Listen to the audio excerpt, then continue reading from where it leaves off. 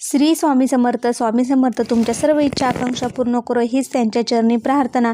तर उद्या आहे श्रावणातील पहिली विनायक चतुर्थी. तर ही विनायक चतुर्थी श्रावण महिन्यातील सर्वात मोठी विनायक चतुर्थी आलेली आहे. आईने मुलांसाठी लावा असा एक दिवा. तर हा उपाय आपल्याला कधी करायचा आहे, कसा करायचा आहे हे मी तुम्हाला सांगणारच आहे. त्यासाठी व्हिडिओ स्किप न करता शेवटपर्यंत नक्की बघा. त्या अगोदर तुम्ही जर अजून आपल्या चॅनलला सबस्क्राईब केले नसेल तर नक्की करा. कमेंटमध्ये जरूर श्री स्वामी समर्थ लिहायला विसरू नका. श्रावण महिन्यामध्ये व्रत वैकल्याला खूप महत्त्व दिले जाते. तर आपण जसं श्रावण सोमवारला खूप महत्त्व देतो तसंच विनायक चतुर्थीला देखील खूप महत्त्व आहे. कारण की विनायक चतुर्थी ही श्रावण महिन्यातील पहिली चतुर्थी आलेली आहे. तर प्रत्येक आईला वाटत असतं आपल्या मुलांचं कल्याण हो, आपल्या मुलांना प्रत्येक कामामध्ये यश मिळावं, अडचण येऊ नये असं प्रत्येक आईला वाटत असते. त्यांना प्रत्येक कामामध्ये यश, त्यांची प्रगती व्हावी असं प्रत्येकाला आईला वाटते. तर त्यासाठी आपल्याला उद्या असा एक दिवा लावायचा आहे. तो दिवा लावल्याने आपल्या मुलांची प्रगती होईल, सगळे विघ्न टळतील, त्यांना यश मिळेल. त्यासाठी हा उपाय आपल्याला उद्या करायचा आहे. त्यांच्यावरती कोणत्याच प्रकारचे विघ्न येऊ नये, अडथळा येऊ नये, त्यासाठी आपण हा उपाय करायचा आहे. तर त्यांची इच्छापूर्ती व्हावी त्यासाठी उद्या आईने मुलांसाठी असा एक दिवा लावायचा आहे. तर याने काय होईल, आपल्या मुलांच्या जीवनातील दुःख, दारिद्र्य, जे काही अडचणी आहे त्या नाहीशा होतील. तर त्यांच्या जीवनामध्ये कोणते दुःख येणार असेल तर ते त्यांच्यापर्यंत येणार नाही. तर यासाठी आपल्याला हा उद्या एक दिवा लावायचा आहे. तर असा हा प्रभावी उपाय मी आज तुमच्याबरोबर शेअर करणार आहे. त्यासाठी व्हिडिओ स्किप न करता तुम्ही शेवटपर्यंत नक्की बघा. प्रत्येक महिन्यामध्ये 2 चतुर्थ्या असतात. तर एक शुक्ल पक्षामध्ये आणि एक कृष्ण पक्षामध्ये अशा 2 चतुर्थी असते. एक विनायक चतुर्थी असते आणि एक संकष्टी चतुर्थी असते. तर काही जण एकच चतुर्थी धरत असतात तर काही जण दोन्ही चतुर्थी धरत असतात. तर उद्या श्रावणातली विनायक चतुर्थी आहे. तर हा अतिशय महत्त्वाचा दिवस आहे. तर बघा, उद्या आपल्याला काय करायचं आहे, गणपती बाप्पांची मनोभावे श्रद्धा, मनोभावे पूजा करायची आहे. त्यांना अभिषेक करायचा आहे. अभिषेक केल्यानंतर आपल्याला त्यांना दुर्वा, लाल फूल त्यांना प्रिय आहे ते व्हायचं आहे. अथर्व शीर्षाचे देखील पठण करायचे आहे. ओम गण गणपते नमः या मंत्राचा देखील आपल्याला जप करायचा आहे. असं म्हटलं जातं की गणेश हा विघ्नहर्ता आहे. त्यासाठी आपल्याला गणपती बाप्पाची नक्कीच सेवा करायची आहे. आपल्या मुलांवरती जे विघ्न असतील ते दूर होतील आणि त्यांच्या आयुष्यामध्ये सुख, शांती, समृद्धी नांदेल. त्यासाठी आपल्याला हा एक उपाय करायचा आहे. तर अथर्व शीर्षाचे पठण तुम्ही करायचे आहे. तर हे केल्याने मुलांमध्ये ज्या अडचण आहे, ते प्रॉब्लेम आहे ते दूर होतात. तर उद्या हा उपाय आपल्याला करायचा आहे. हा उपाय कोणत्याही वेळी करू शकता. सकाळी करू शकता, संध्याकाळी करू शकता, दिवसभरामध्ये कधीही तुम्ही हा उपाय करा. तर हा उपाय म्हणजे आपल्याला एक दिवा लावायचा आहे. तर तुम्ही हा मातीचा म्हणजे पंती घेऊ शकता किंवा तुम्ही कणकेचा केला किंवा इतर कुठलाही दिवा घेतला तरीही काही हरकत नाही. तर सर्वात पहिले त्या दिव्याला आपल्याला आसन द्यायचं आहे. आसन देण्यासाठी तुम्ही एक डिश घ्या.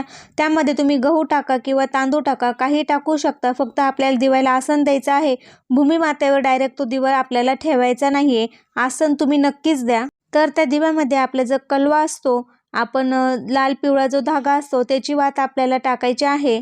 तर ती वात आपल्याला 2 वातीची करायची आहे. सिंगल वात न टाकता 2 वाती आपल्याला त्यात टाकायच्या आहे. तर आपण ती वात केल्यानंतर त्यामध्ये आपल्याला मोहरीचं तेल वापरायचं आहे.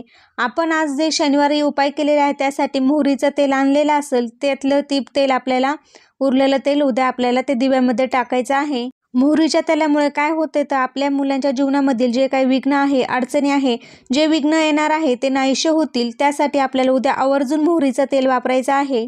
जर तुमच्याकडे मोहरीचं तेल नसेल, तुम्ही देवघरामध्ये जे तेल वापरता ते टाका. त्यामध्ये थोडीशी आपल्याला मोहरी टाकायची आहे. पिवळी मोहरी कुठल्याही दुकानामध्ये तुम्हाला सहजासहजी लगेच मिळून जाईल. थोडीशी त्यामध्ये मोहरी टाका म्हणजे ते मोहरीचं तेल तयार होईल. त्यामध्ये आपल्याला एक लवंग टाकायचे आहे, 1-2 कापूर टाकायचे आहे. ह्या ज्या वस्तू टाकलेल्या आहे आपण दिव्यामध्ये, त्यामुळे आपल्या मुलांच्या जीवनामध्ये कधीच कोणते दुःख, दारिद्र्य, अडचणी, त्यांना कुठलेच प्रॉब्लेम येणार नाही. त्यासाठी आपण ह्या वस्तू टाकायच्या आहे. दारिद्र्य त्यांच्या जीवनामध्ये कधी येणार नाही. त्यामुळे ह्या गोष्टी तुम्ही आवर्जून टाका. हा दिवा आपल्याला देवघरासमोर बसूनच प्रज्वलित करायचा आहे. तुम्ही एक पाट ठेवू शकता. त्या पाटावर दिव्याला आसन द्यायचं आहे आणि तो दिवा ठेवायचा आहे. त्यामध्ये आपल्याला कलव्याची वात करायची आहे. त्यामध्ये मोहरीचं तेल टाकायचं आहे. 2-3 कापूर टाकायचे आहे, लवंग टाकायचे आहे. तर ह्या सर्व गोष्टी टाकल्यानंतर आपल्याला दिव्याला हळदी कुंकू लावायचा आहे.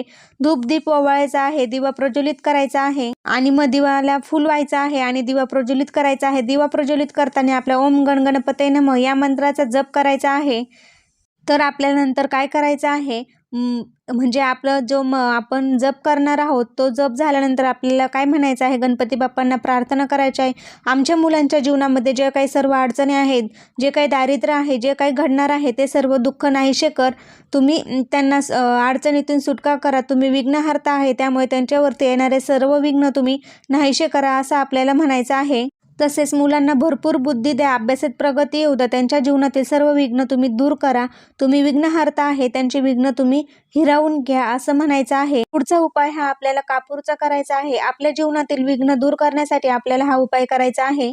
आपल्यापर्यंत कोणत्याच अडचणी येऊ नये ह्यासाठी आपल्याला हा उपाय करायचा आहे. आपल्याला यासाठी एक खोबऱ्याची वाटी घ्यायची आहे. तर देवघरासमोर बसायचं आहे आणि त्या खोबऱ्याच्या वाटीमध्ये आपल्याला 2-3 कापूर टाकायचे आहे आणि देवघरासमोर बसायचं आहे. तर ते प्रज्वलित केल्यानंतर ते जळेपर्यंत आपल्याला ओम विघ्नहर्ताय नमः या मंत्राचा जप करायचा आहे.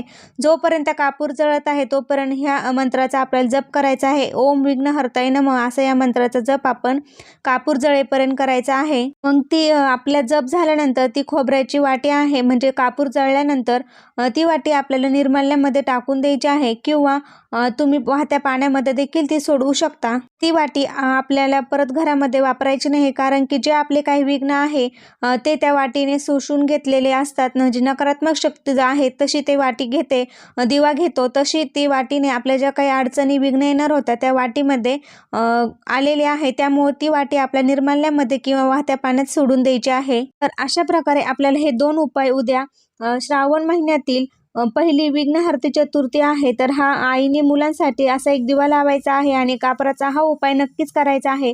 असे केल्याने जे काही विघ्न आहे ते दूर होतील आणि आपल्या घरामध्ये सुख, शांती, समृद्धी, मुलांच्या आयुष्यामध्ये प्रगती यायला सुरू होईल.